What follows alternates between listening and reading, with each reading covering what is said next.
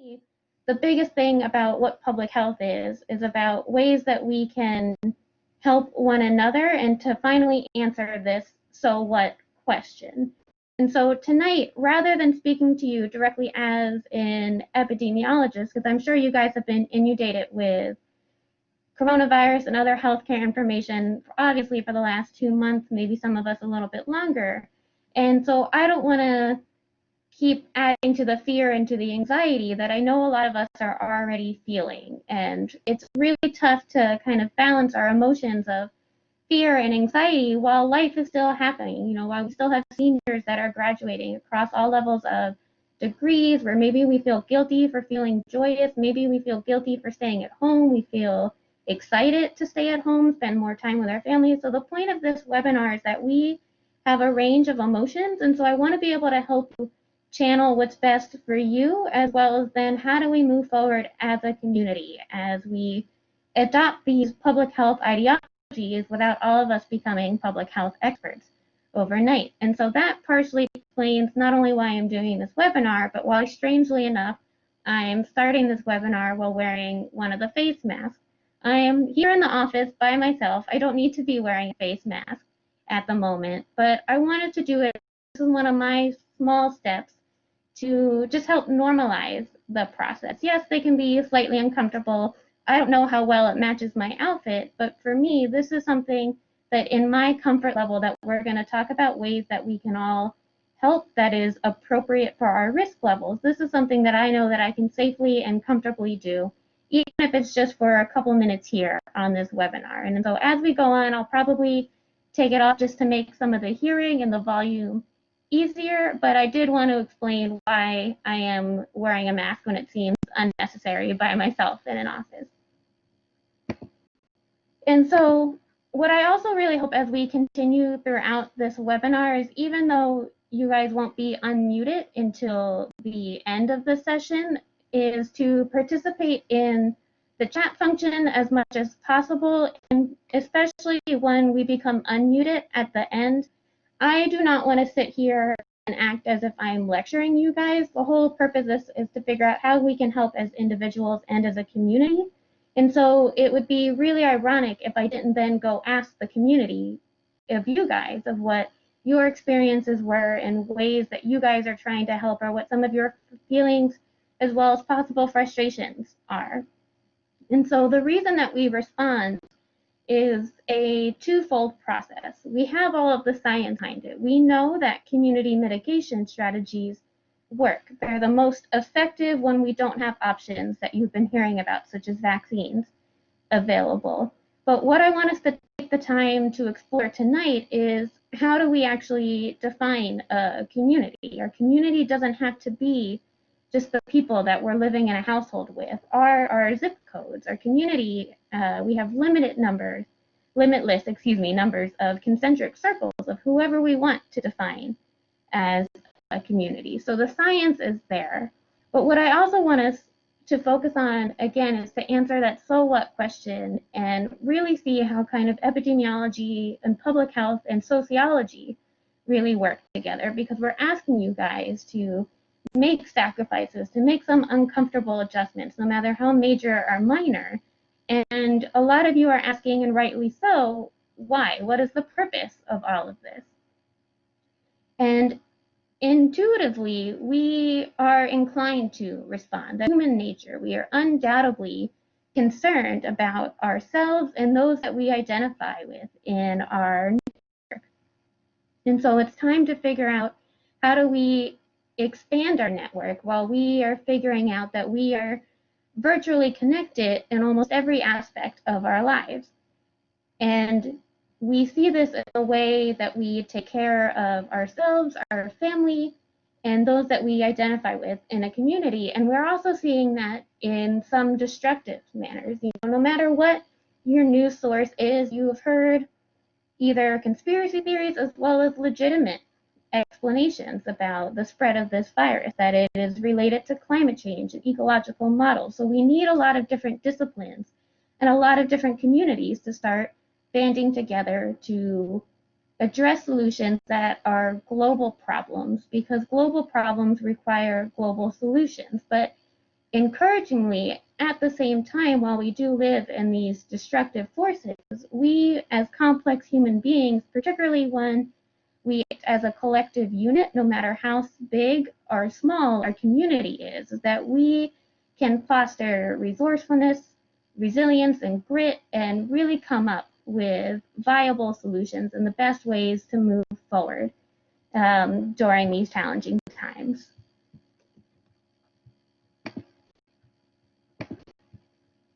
Sorry, I think we had a few technical difficulties with the slides.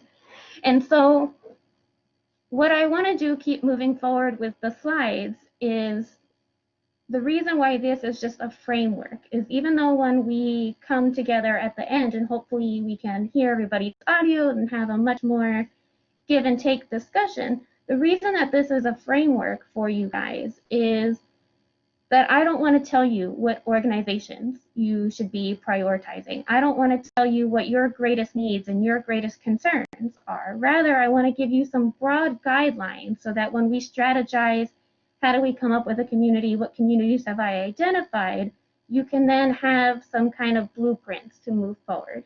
And so generally, no matter how you have a community, and I want you to be thinking in the background now or kind of dropping in the chat box, maybe what does a community mean to you or who do you identify with in your community, is that we have 4 guidelines and principles to think about as we address however we want to address the current situation. Is that we have to remember that each community is unique in their mitigation strategies and the characteristics that make up a community, whether we're talking about a community such as Stetson University, or we're talking about the community such as the people that live in your house. And whatever mitigation strategies that we decide to do, you guys have all probably heard that this is going to be a marathon, not a sprint. So that doesn't mean you have to be locked in your houses with no communication with the outside world for the next 2 years, or hopefully maybe 1 year, but rather what's called this hammer and dance strategy. So mitigation strategies are going to be scaled up and down depending on the nature of the community as well as what's happening in the circumstances. And so that's why it's really important that if you feel so inclined and so encouraged and you're all gung-ho in your efforts to help now, but then you experience burnout or you go through these fluctuations, that is okay and that is normal. And that's why we need to act as a community, because no one person should have to feel that they are carrying the weight of the world or any community on their shoulders, because this is something that's going to fluctuate and be scaled up and down. We also want to consider how our actions, as I said, when that we are interconnected, how our actions, what we do in a single community, what that can potentially do for other communities. And lastly, we always want to make sure that we are ensuring the safety and social well-being of the community. So if we have any willing participants in the chat box, I'd really love to hear how one of you or any of you, how would you guys describe health? What does to be healthy mean to you?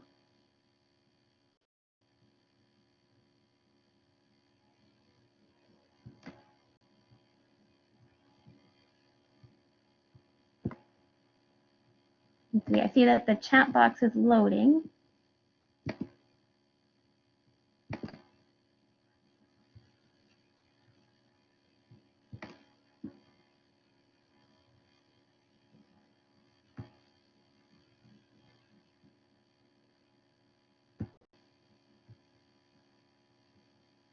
So as it's loading, and I'm not sure if it's just a lag on my time. Oop, I see one from Alex. So I see that, in my opinion, a major component of being healthy is being happy and having a positive mindset. And that is part of it. So thank you so much, Alex, for chiming in and giving us your definition of health. I also see Amy says not just physically healthy, but also mentally and emotionally. And so what Alex and Amy, and as anybody else, if you are busy typing in your answers, I know this is not the same conducive back and forth dialogue, but as you're typing in your answers or you've been thinking about how do you actually define health, you see that health is an all-encompassing definition. And the World Health Organization defines health as physical, social, and mental well-being. And so no one person, no one agency, international, federal, nonprofit, no one unit can possibly be responsible for any single aspect of this all-encompassing definition of health. Rather, it takes these building blocks units. So again, I know that we can't have at the moment the same back and forth facilitation discussion, but in the meantime, as you guys are figuring out what does health actually mean to you and what communities are important to you, I also want you to start brainstorming various organizations or just activities that you are interested in. And again, I don't know if maybe it's just a lag on my side, but if it does take a while to appear in the chat box, these are perfect times to just go ahead and drop them in, and I promise you we will address them as they come along. So now that we have the framework about those 4 principles of aspects of a community we should be considering, how can we take those and what are some broad categories of areas that we can address? Right now, again, you guys have probably heard a litany of needs come across various mediums and news agencies about, well, we need to beef up healthcare. Actually, everybody should be growing their own food. We need stronger leadership. We need to fortify disease detection and prevention programs. And the truth is that we do need all of those strategies. But again, I don't want any single one person to feel wholly responsible for trying to manage any single given aspect of this pandemic or any other challenge that we're going to have in the future. Really, I want us to focus on these last 2 points, is that by investing in human ingenuity and innovation, we can have the activism and civil engagement that people are hungry for and that we need to address. But it's important that the activism and civil engagement, as we know of, may not be the most conducive strategy. And so I've had a lot of conversations, and I'm sure you guys have as well, and if you're comfortable sharing, we'd love to hear about, you hear this black and white debate about, is it the economy versus saving lives? And the truth is, it's not a black and white issue. Everybody knows it's not a black and white issue, and it's really an encompassing definition. Just like health, the way that we manage the situation is by picking those community guidelines, picking what I'm interested in and or what I'm good at, because those don't have to necessarily be the same thing, and let me put it into a range of these categories. Maybe I'm a leader in my workforce, and so I can start advocating, you know what, I do need my employees to come back to work as we rephrase back in.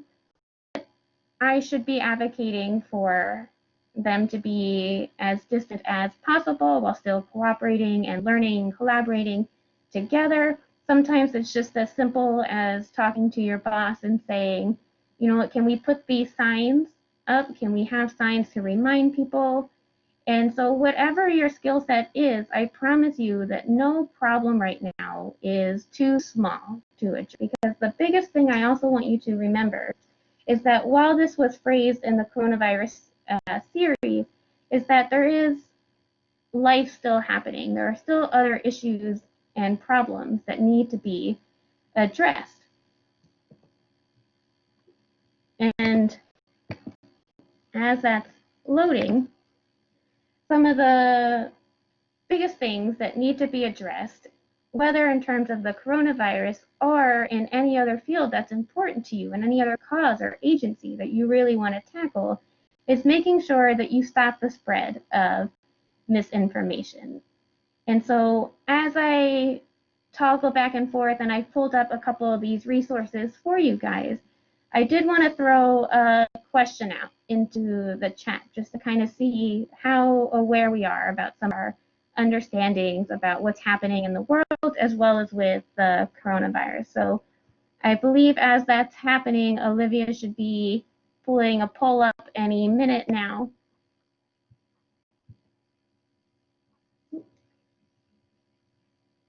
So the first question that I had for you guys is, I want you to guess how many children right now are missing out on school meals. because of the school shutdowns.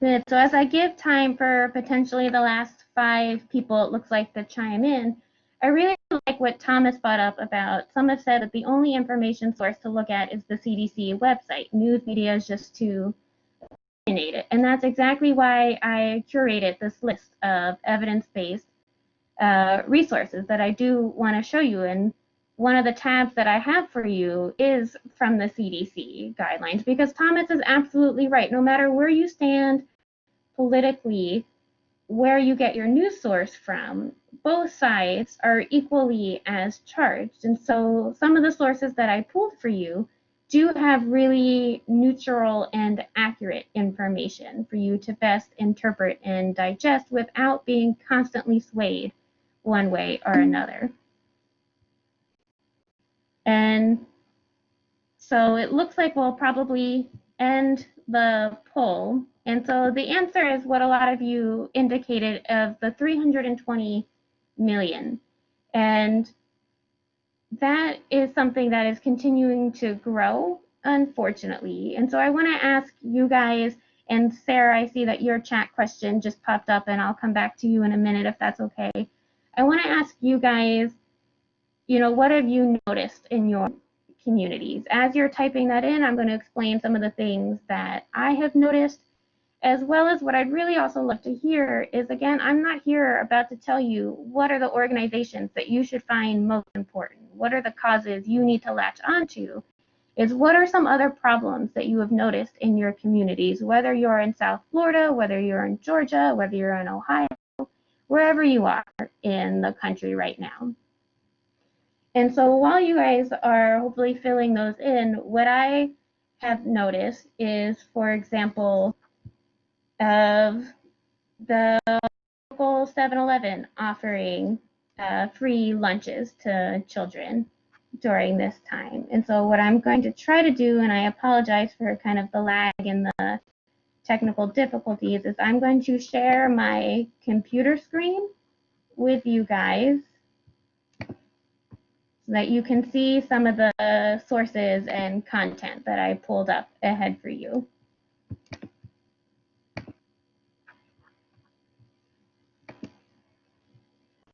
Okay, can you guys see my computer screen?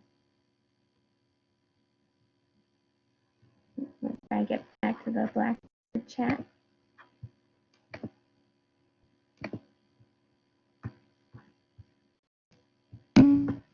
Okay, so one of the things that I have seen, even just in Florida, to address food is, a shout out to my hometown in Satellite Beach in Melbourne, Florida, that on May 8th that the Salvation Army handed out food.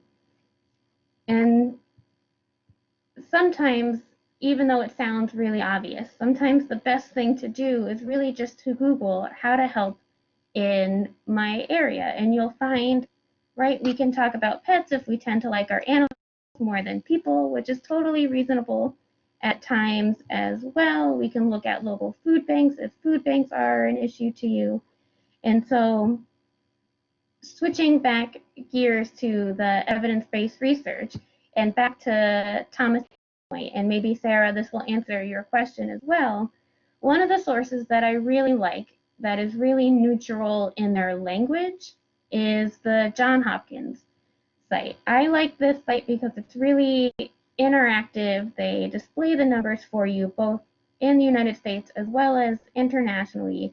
You can get information about what's happening in the trends, some coronavirus basics, some commonly asked questions that maybe you've been afraid to ask, or maybe that you knew the answer to, but because there's this constant back and forth and shifting of opinions and dialogue, now we don't know the answer anymore. And the Johns Hopkins website updates their website about every 3 hours. So it's going to give you a pretty accurate and current report on our information as well. What I also wanted to draw your attention to on the slides was I also understand that sometimes we're not as motivated to read web pages. Sometimes we just like to have some background information provided to us, and I do that a lot as well as we're pulling these slides back up, and I appreciate you guys bearing with us.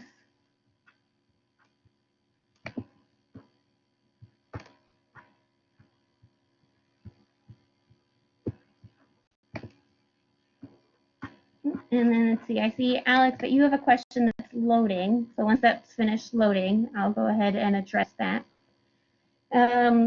One thing that I think is really useful and something that a lot of you guys can tap into your networks as well are podcasts. So I put up 2 podcasts here that are more politically neutral as well, and maybe some familiar voice. So the Science Versus is they're just 20 minutes, maybe 30 minutes tops, and they cover a range of topics about not only just coronavirus, but other various scientific anomalies. You know, I just listened to one yesterday about why do people believe that aliens helped build the pyramids, that they cover a range of interests, but they are particularly really good for the coronavirus as well. And the other podcast that I highly recommend, and mostly this is just part of my childhood and maybe a lot of your childhood as well, is the Bill Nye podcast. He's done a lot of growing with our education over time of not only just instructing us when we were children, but now how to address us as adults. And so, Alex, I believe that your question finished loading. So you asked, the impact of the pandemic on small businesses, especially restaurants, has been so tough to witness. And I still notice many of them around me offering to make up and deliver food to all the doctors, nurses, etc., as well as many children that are in need now and they are not in school. And so that's one of the ways actually that you can help, depending on what your comfort levels are, is you can support these small businesses and restaurants, or if you have honest conversations with your neighbor, maybe they're elderly, maybe they have young children, and these are conversations that you both have to be in agreement with, is that maybe you offer to make prepared food, or you're buying food for your next door children, or you offer daycare services coming up. And so I love that you guys are becoming more comfortable with the chat, and I want to make you aware of these sources because stopping the spread of misinformation in any subject is just as important and a very good place to start. But I want to move to some of the later slides so that we can stop kind of this me ranting and lecturing and talking to you so that we can then start talking with each other. And Thomas and Sarah, you guys brought up the point about the CDC. And so the reason why I took this screenshot of the CDC is because they have already addressed all of the possible questions that you have to the best of their knowledge. And so something to keep in mind is that this information is shifting and adjusting constantly, but there are people working around the clock to adjust it and make the best practices known. That's why you are not responsible for carrying the weight of the world on your shoulders. Is that I struggled a lot, even myself, to come up, what should I talk to you guys in this webinar? And I remember having conversations with my sister, and she said, I don't know, man, I feel like we gotta be Avengers, knowing how to fight superheroes and bad guys and all the aliens from outer space. What are we supposed to be doing during this time? And for me, I thought that that was a great analogy. One, because it's a pop culture reference that most of us are familiar with, but it really highlights the point that if we stop that whole 40-minute plot line of the movies where the Avengers are fighting with one another, we go back to those final 20-minute fight scenes where they're collaborating and working together and playing with their different strengths. That's how we can move forward in this pandemic. The CDC, the NIH, they're great at getting the information there, media is probably better at propagating the information despite some of their flaws, but it's up to you and I to then take that information, even if it's in the form of what it looks like banana loaves here with Thomas, and doing something about it. And so one of the things that we can do about it, which you guys have heard all along, is checking in with one another. I appreciate Alex's positivity during kind of navigating these softwares that I know are a little bit awkward. They're awkward. And one of the things that I found is that it's really important, no matter which platform that you use or who you're talking to, the most important thing is that you reach out to somebody in some form through regular check-ins and you acknowledge your emotions. You don't have to be okay with anything that's happening at any given time during this pandemic or any issue that's really personal to you. But if you can have honest conversations, be aware that we're all in various different stages, it's only then can we start coming up with solutions and starting to help ourselves and each other. And so even though it sounds really corny to keep telling you guys that you guys have influence and you guys have power, what I want to show you is kind of our models of behavioral change, as well as just how much of an impact that you have. And so what this graph is showing you is that if we start from about 5 years of age, when most of us have our first memories of at least remembering other people outside of our mom and dad, is that on average that you are going to interact with 3 other people, whether that's a Facebook post, an Instagram, conversations that you've had in the hallway, over the phone, however you talk with people, is that on average that you are actually interacting with about 3 people every day, even if that's something just as simple as a like on Facebook. But what that translates into is that over your average lifespan of about 78.3 years, if we take off the -5 right here, is to say that once we start remembering people after 5, is that we come in contact with over 80,000 people. And for us, if we're not Londoners, this is Wembley Stadium, but it's also the same. It's bigger than the Miami football stadium, if that's a more tangible aspect for you guys.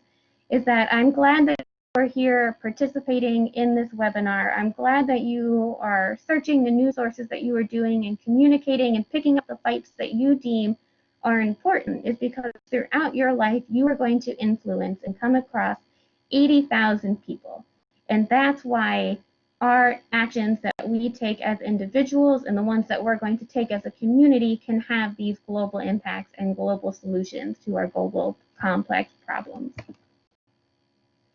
And so what I want to do is share my screen again and really kind of get much more into the interactive aspect. Again, I told you guys I don't want to lecture, and I really want to hear from you guys and each other.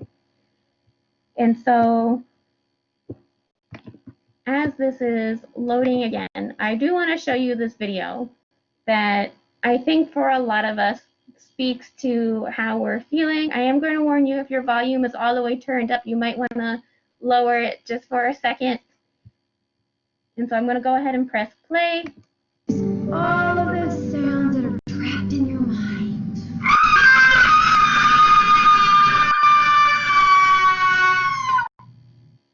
Sir, are you okay? I'm a little messed up. So even though I find that video comical, I think it aged really well with kind of how we're feeling. I can't watch that video without laughing across the entire 6 years, no matter how many times I see it. But as I'm pulling the slides back up and you guys are processing and digesting that video, that's exactly my point, Sarah. It is really relatable. And one thing that I want everybody to be aware of as I'm pulling up the next slide is, if that's how you feel, that is absolutely okay. Is that sometimes the best way to help ourselves and our communities, I'm seeing a lot of patriotism. I'm seeing a lot of that's band together. But if we don't acknowledge that this is hard, that this is difficult, that sometimes we just want to go outside and scream, and that doing yoga and meditation and baking all the bread in the world doesn't make us feel better, that's okay. I'm a strong advocate for, at 7 p.m. in my neighborhood where I am in DeLand, on Sundays, the HOA organization, they come out and they sing the national anthem, which I think is great, and I participate in, and I love that kind of community that we've been able to stand apart. But I would also equally love sometimes if, if we say Saturday night at 7 p.m., we're just going to come outside and we're going to scream for 15 seconds before we all go back inside and then figure out what our next step is. And so what I want you guys to do is, where do you think you are on this coronavirus grief stage? For me, even though right now I am at acceptance, the biggest thing is understand is where you are today. Because you can accept it, but still feel sadness and still be angry about the current situation. You could still go through kind of your own mental bargaining. How we're going to fix this? What am I going to do? Maybe if I stay outside now, I can go outside tomorrow. If I don't go into this store, I'll go into the next store.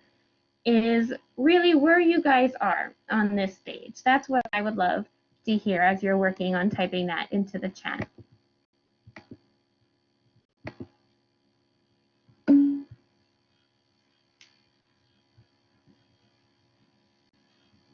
Good. So I see that some of us are at acceptance. And so the next strategy is that I want you to recognize about why we're not all going to be at the same place. And even if you are looking to help, but you feel overcome with anxiety and depression and just paranoia, as well as maybe you're just frustrated and I don't have time to help others, I'm trying to help myself, wherever you are in that stage, I think the best analogy that I've heard about how to process this information and understand everybody's mental framework is, if you're somebody like me, I am terrified of spiders. I don't like them. I know they do great things for the ecosystem, but if they're not in my house, I am totally okay with that.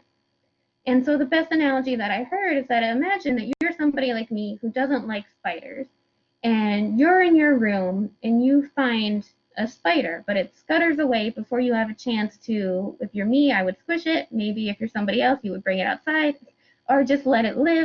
And so the spider gets away from you, and so you can't see it. You don't know where the spider is.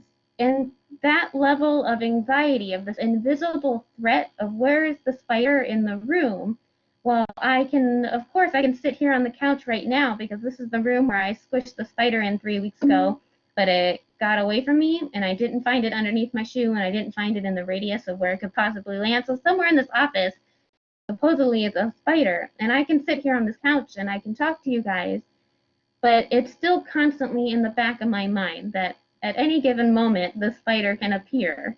And that's what's happening with the coronavirus, and why you see people, for example, give you glances if you cough, or if you find that people are keeping their distance from you even further, from 6 feet apart, and maybe you feel offended that people are standing away from you, is because I want you to recognize that this is difficult, is that it's the same as living with a spider that you have no idea where it is, but you know that you need to do something. And this is why it's difficult, why we have all these conflicting views about why we feel people aren't listening to advice, or some people are taking the advice to extreme. It's because everybody's going through their own process. And so how you can work on your way to acceptance is, first, you need to take care of yourself before you could start taking care of the community. So you can acknowledge and have those honest conversations with yourself, remind yourself that this is hard and that it's difficult, and that anything that you're feeling on any given day, whether you want to go out and sing the national anthem on Sunday, but if you want to scream the next Sunday, that's perfectly fine. Because only once we get to the acceptance stage is that we can start having these honest conversations and have this self-awareness about what to do to move forward. And so some of the things that you can do as the individual, even if you already are in the acceptance stage, or how you can help people progress throughout these stages is you don't have to wear a mask for an hour webinar if you don't want to, but you can wear a mask when you go outside into larger crowds potentially. If gratitude works for you, that's great. If yoga and meditation works for you, that's great, but it doesn't have to work for you. You guys know the things that work for you. And so my message about what you can do as an individual while moving through these constant stages is to do whatever works for you. I know for me, I like to go outside.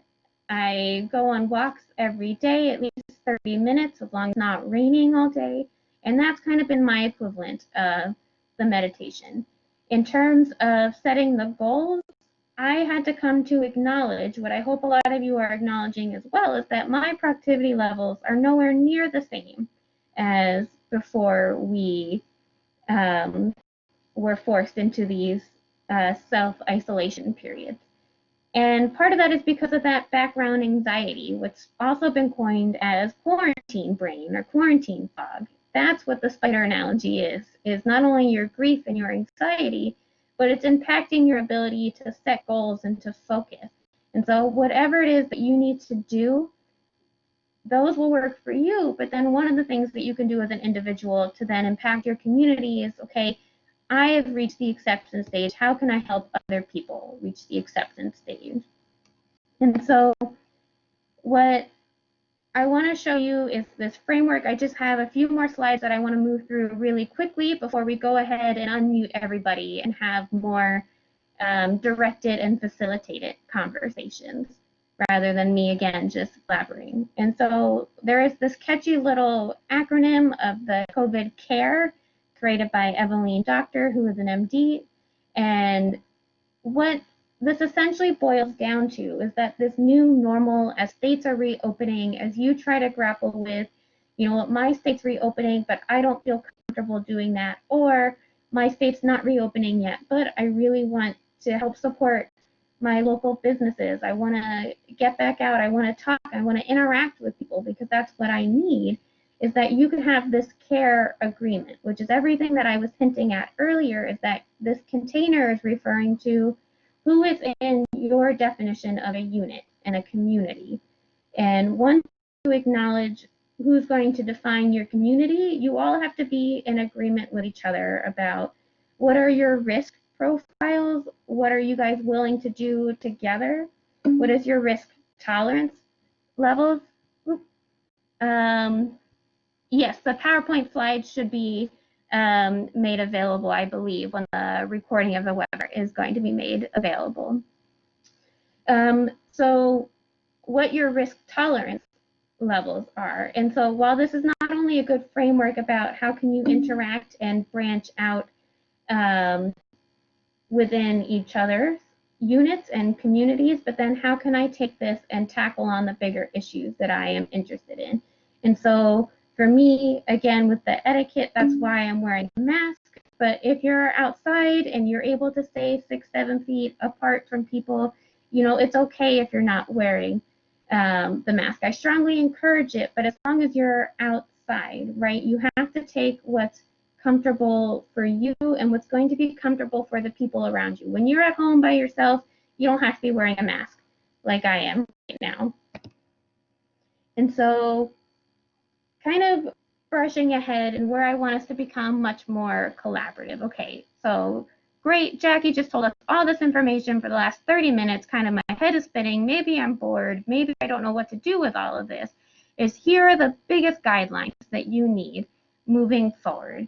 Is that the first and most important thing to do is to identify a community, no matter which community. If your community is just going to be your partner at home during all of this, that is fine, because we need that as well. That's the help of flattening the curve. But if you want to, as Alex, you were interested in supporting small businesses, you know, that's a great community to start with as well. However you identify the community is completely irrelevant. And why I didn't come up with a bunch of examples for you guys is because I didn't want to lead you to the communities that I thought were important.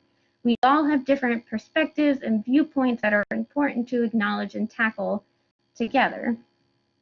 And so once you identify the communities that you're interested in, you can then pick the issues that you care most about.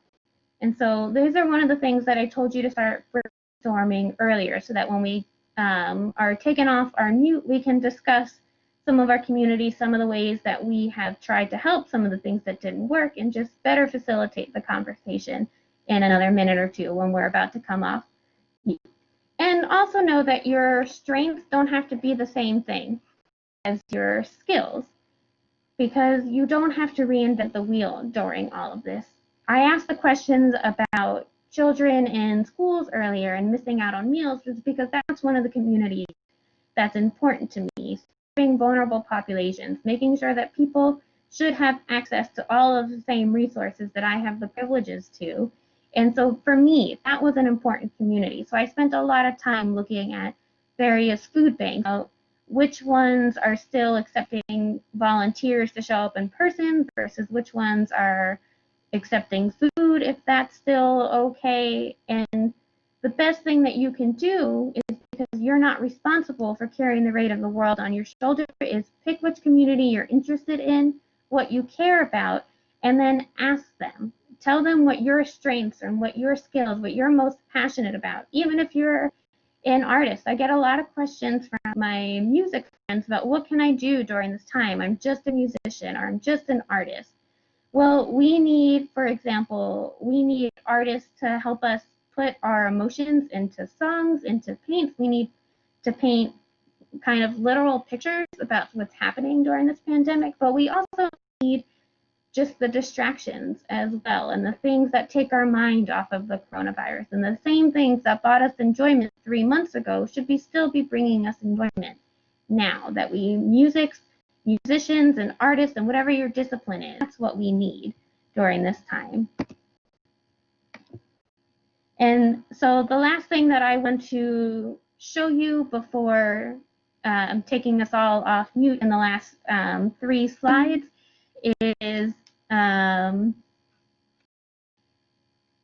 if you need help yourself with any of these areas, or you know that people need help in any of these areas, or you're afraid that maybe somebody in your community isn't accessing these resources, sometimes it could just be as simple as putting up some of this hotline information, whether it's the domestic abuse hotline, because unfortunately we know that domestic abuse has been increasing during the last 3 months as everybody has been staying at home. We also know that mental health is an issue, not only because people are socially isolated, but people are at risk of financial ruin or hardships as well.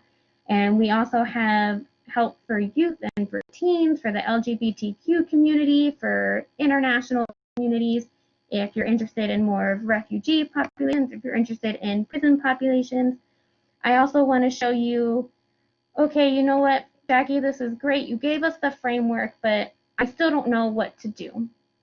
One example that I did want to show you guys is whether you need it for yourself or this is something that you're interested in doing, is called the Health Hero Hotline.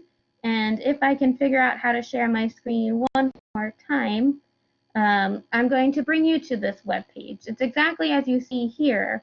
And what it is if you need words of encouragement or you don't know what to say to the healthcare worker down the street or just in general, because maybe your state is not one that has been greatly impacted compared to other states, but you sympathize and you empathize with some of the other states, is that you can call, this is a nationwide hotline, and that if you need to listen to the messages yourself, you can do that, or if you feel so inclined to leave a message for somebody else as well.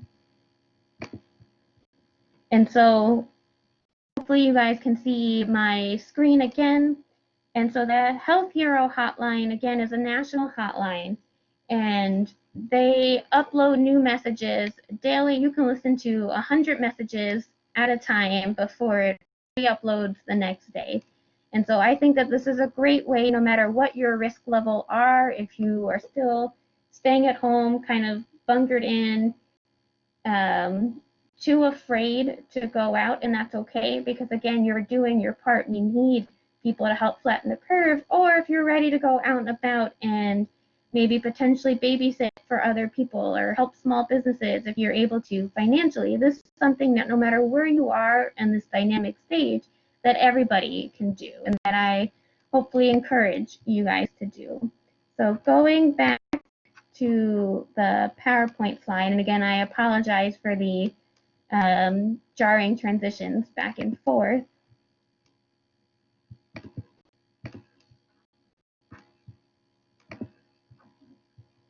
Let's see if the slides are loading again.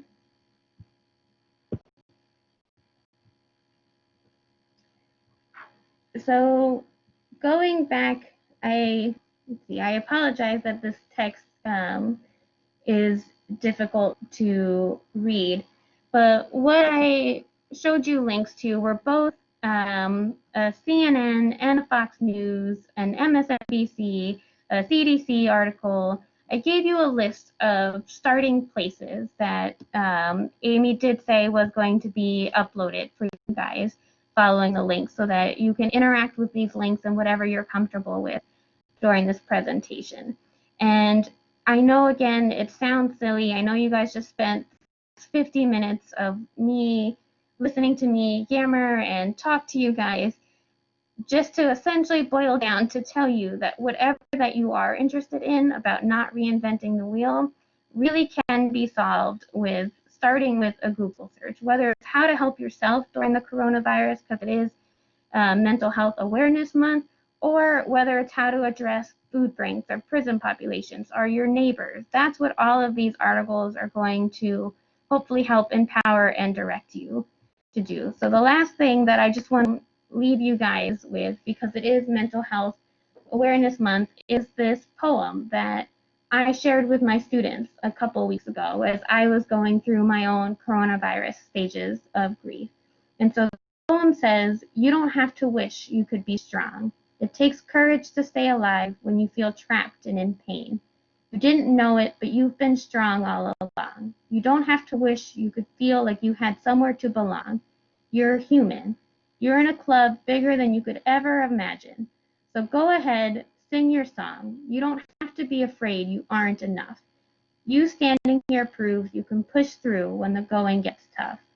Bottom line, you don't have to think, wish, or be afraid of anything, because you already are everything." And to me, this poem, hopefully it motivates you and encourages you that no matter where you are in this stage, no matter how you plan to help, is that you are capable of so much, and that if you just feel that, you know, I'm struggling and nothing's enough, what I really want you to know is that you are good enough, and whatever you are doing and whatever you plan to do will be good enough. And so I am going to turn it over to the question and answer session and hopefully dialogue session. If you guys have something that you would like to say as we begin to unmute everybody, there is the raise hand function down at the bottom. I just selected mine. Maybe you can see the little purple icon. And so that will signal to us, just in case that we don't see it, that you have something that you would like to share or something to say during this time. And so while Amy works on facilitating the controls, let us know, type anything in the chat if you have anything to say, or if you want us to unmute you. Yeah. Thank you so much, Jackie. This is Amy, just taking over again for a minute. Olivia and I will go through and we can unmute everybody that wants to. But I just wanted to thank everyone definitely for being here, and reiterate again that you will get a follow-up email this week, hopefully within 24 to 48 hours, with a link to the recording, copies of the slides and resources and other ways you can help. And then before some people jump off, there is another webinar next Tuesday with 2 of our class of 2004 alumna that will talk about the future of medical technology and some different things that they're seeing in some of their industry advances. So that link, I'll drop that in the chat, but then also everybody should now be unmuted. So feel free to share any questions or any feedback that you have for Jack. Let's see, I see a question from Jess who says, when is it safe to get a pedicure, or what signs should we look for? And so as businesses are reopening across the state, I believe in Florida, we are now at 50% capacity. I think the most important thing is, again, when acknowledging your levels of risk, is after you do that, is to go ahead and call the place and say, what do you have personal protective equipment? Because remember, you're not wearing the mask for yourself, you're wearing the mask for other people. And so they're wearing the mask for you, you should be wearing the mask for them. Are they wiping down the salon chairs that a lot of hairstylists are now doing to ensure proper hygiene and sanitation?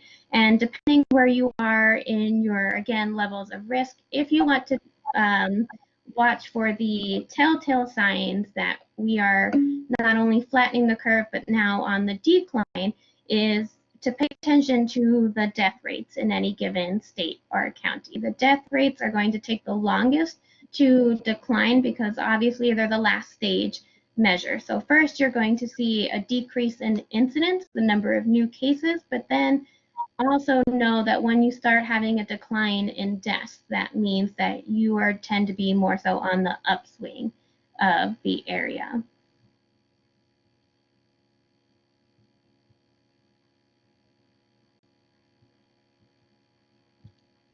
Let's see, what other questions or comments or concerns did you guys have?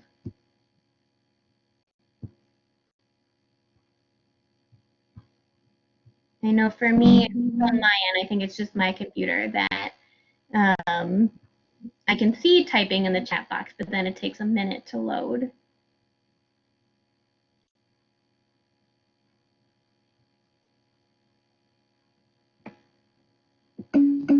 Let's see, Thomas, you made a comment, as we move forward, people will vote with their feet, as they say. Everybody has their own tolerance for going out and getting things done and also traveling. And that's important when we think back to, again, the number of people that we influence. That's why it's important to have conversations. And if the only thing that you are able to do during this time is have other conversations and have meaningful conversations with people with opposing ideologies or political viewpoints about how to best move forward and handle not only a national but a global crisis, you already have recognized the power behind that. And so some really good strategies about talking with people who, for example, maybe not following social distancing rules or just having general differences and ideologies against you, is to not be as accusatory in tones, but if you really want to have a conversation, and if you think something for you is so obvious, is to really take the time to spell out your ideology. Because when you do that and you're not doing it in an accusatory manner, people stop from shutting down and they're willing to listen to the other side. Because remember, if you thought something was so obvious that you shouldn't have to explain it, that other person in those other viewpoints and ideologies will never know what you're thinking because it wasn't obvious to them. And that's part of that global education that we constantly grow and evolve throughout our lives. Let's see, I also see in the chat, Amy wanted to bring attention to the webinar that we'll have next Tuesday about the future of medical technology on May 26th at 5:30 p.m. She also dropped the link to register. I see questions about Al, you asked, I don't know if I can go for a walk with my friend while wearing masks. For what I recommend is, if you guys aren't in the same household, you absolutely can go on a walk while wearing masks. I would recommend still staying a few feet apart. Try to keep at least the 6 feet apart. I know it can be a little bit of a pain sometimes to hear other people, but if you can at least give yourself a wider net and space between each other, you know, that's when the biggest concern with the coughs and the respiratory droplets and why we have this magical number of 6 feet is because that's the, on average, the distance that a droplet can spread, and why it's better, it's not 100% safe, but why it's better to be outside compared into crowded spaces is because when you're outside with a friend or with a colleague, if you can give yourself that space, what the droplet's going to do, it's going to fall to the floor in the ground rather than come in contact with another person. My routine for staying updated on coronavirus news is that for me, I go to the sites that I think are more neutral in their tone, such as the ones that I recommended with the Johns Hopkins or the CDC. And for me, what's most important is, and also each state Department of Health website. You can go, for me in Florida, Florida Department of Health, and they have summary charts as well. What's most important for me is to watch the counts that are going up as well as watching the death, because when I see that the numbers are starting to decrease and that the deaths are also going down, for me that gives me a sign that, okay, I can't completely disregard all of the safety measures and rules, but we can start having this slow and safe rephase and opening as we're seeing in some states.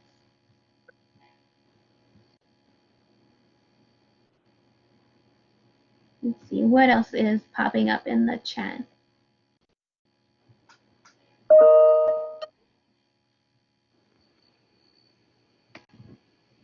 I love that Amy and Alex were bringing attention to the Hatter Care Fund that's raised over $80,000 for students in need during this time. Let's see, how would you assess the situation in Central Florida DeLand?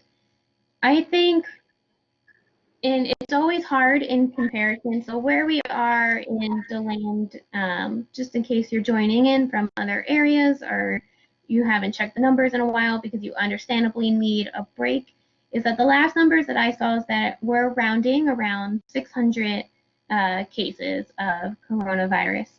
Over a sixth of those cases have been in prison populations at Tomoka Correctional Facility. And so while I don't think, this is where we have to come up with our own definitions. For me, 600 is a lot of cases, but when you put that in comparison to the rest of Volusia County and the size, sure, that's a manageable number, but for me, in these cases, because these can be preventable deaths, one death is too many. One more case is one too many cases. And so, sure, maybe I'd give the Central Florida and DeLand area C minus. You know, it's a passing grade. Could be far worse, but certainly could be better.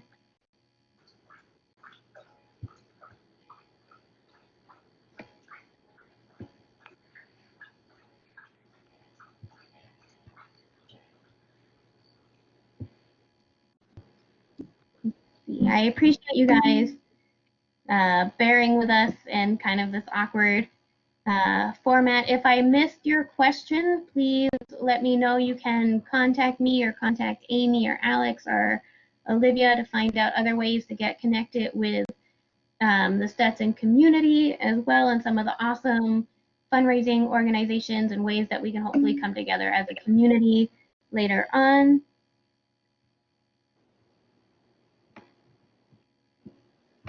Let's see. How long do you think we'll need to be observing social distancing? I would be prepared for, right now in the summer, things are relaxing, but we also have heard about the second wave. And so I don't think the Band-Aid for social distancing is going to be ripped off all at once. That's where we started talking about the care form, is that whoever you want to start branching into your network, everybody needs to be in agreement. You need to acknowledge the risk that you might pose to somebody else and the risk that they might pose to you. as well. I think, as long as if people really have been isolated for 2 weeks after they've gone outside, if you want to then try and go on the walk with your friend 2 weeks later to help, if you would feel more confident about your ability and their ability to have viral transmission. I think that while things are going to be relaxing slowly over the next month or two, I would still very much be prepared for in the fall as flu season comes back around, as the weather gets colder and as people tend to be sicker anyway, and we tend to start being more crowded in closed quarters, is that you would start to see the case count increase, the incident and the prevalent rates of diseases increase. And so I think it's going to be a constant give and take until we have a much more long-term solution, because unfortunately the herd immunity strategy that you probably have been hearing about as well is not the safest and the most effective strategy to acquire without a vaccine. For herd immunity to be effective, you need about 90 to 95% of the population to be exposed and survive. And unfortunately, we're just not going to reach those numbers without a vaccine. Based on our current data, and this is just based on the current data, there could be more, there could be less, but we're currently at about 5% of the herd immunity threshold. So we're still missing 85 to 90% of the population. And in public, from that perspective, needlessly exposing people to build herd immunity is not the strategy. It's not a feasible strategy for us to expect. And remember is that this is a viral infection. Infectious diseases don't respect boundaries or borders. We saw just how easy it is for something to spread just by hopping on a train or an airplane. And so really we would need 95% of the global population, which is just not a feasible strategy to acquire through natural immunity. So Al, I apologize. That was a long roundabout way of saying that I think social distancing is going to be observed on and off throughout the summer, but as well as for the next 1 to 2 years. Hopefully that I am wrong, and that is my hope. But again, this is why we've heard that it is a marathon and not a sprint.